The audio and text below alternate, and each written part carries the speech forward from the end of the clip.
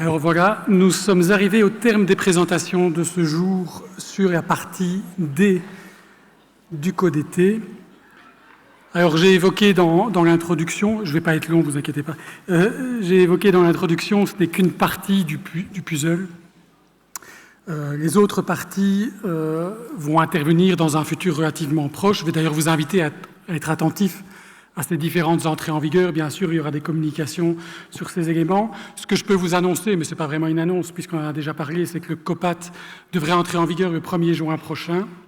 En ce qui concerne le schéma de développement territorial, Monsieur le ministre Borsu a évoqué hier une adoption dans le courant du mois d'avril.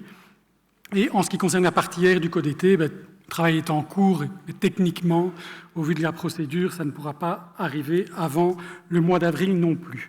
Alors, pour ce qui concerne la suite également, mais au niveau formation, je vous invite à bien noter déjà que le colloque de la CPDT est fixé au 16 avril prochain, et le hasard veut que ça se tiendra d'ailleurs ici.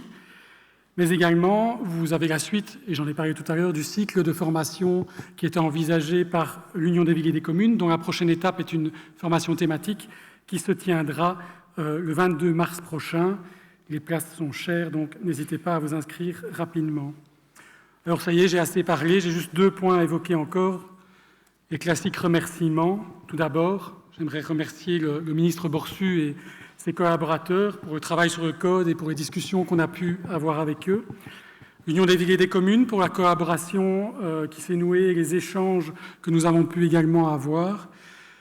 Le service Events du SPW Territoire qui a organisé cet événement, en particulier Aurélie Roscam, Sarah Pareys, Marc Schepers et Philippe Simon.